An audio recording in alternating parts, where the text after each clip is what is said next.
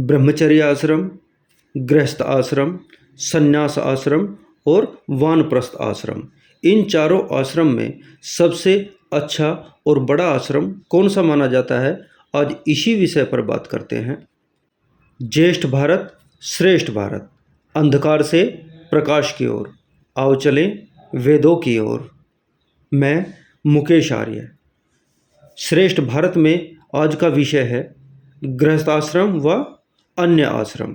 गृहस्थ आश्रम व अन्य 3 आश्रम, इन चारों आश्रम में श्रेष्ठ आश्रम कौन सा माना जाता है, विद्वान इसके बारे में क्या कहते हैं, वेद इसके बारे में क्या कहते हैं, आइए इसी विषय पर चर्चा करते हैं। जिस प्रकार बड़ी बड़ी नदियाँ और बड़ी बड़ी नहरें तब तक भ्रमण करते रहते हैं जब तक समुद्र को प्राप्त नहीं होते, अर्थात समुद्र में नहीं मिल जाते, वैसे ही गृहस्थी के आश्रम से सब आश्रम स्थिर रहते हैं। बिना इस आश्रम के किसी आश्रम का कोई व्यवहार सिद्ध नहीं होता, जिससे ब्रह्मचारी, वानप्रस्थ और सन्यासी 3 आश्रमों को दान और अन्नादि देके प्रतिदिन गृहस्थ ही धारण करता है। इससे गृहस्थ ज्येष्ठ आश्रम है, अर्थात सबसे बड़ा आश्रम है। सब व्यवहारों में धुरंधर कहलाता है गृहस्थ आश्रम। इसलिए जो मोक्ष और संसार के सुख की इच्छा करता हो वह प्रयत्न से गृहस्थाश्रम धारण करे।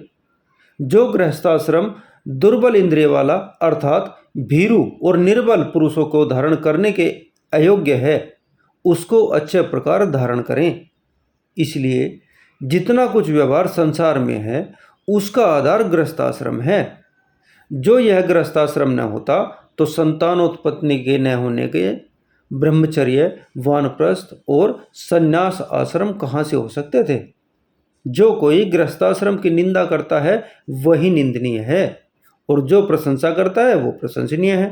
परंतु तभी गृहस्थाश्रम से सुख होता है जब स्त्री और पुरुष दोनों परस्पर प्रसन्न, विद्वान, पुरुषार्थी और सब प्रकार के व्यवहारों के ज्ञाता हों।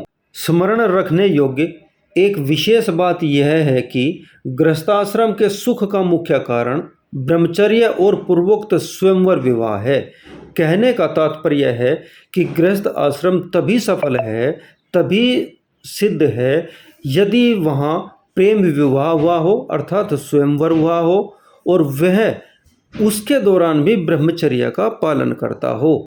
जो गृहस्थी स्त्री व पुरुष ब्रह्मचर्य का पालन करते हैं अर्थात अपने साथी के विरुद्ध किसी अन्य साथी के साथ समागम नहीं करते, परस्पर व्यवहार नहीं रखते, वहाँ प्रेम, विश्वास और विद्वता रहती है और गृहस्थ आश्रम सफल होता है। गृहस्थ आश्रम के सफल होने का यह विशेष गुण है।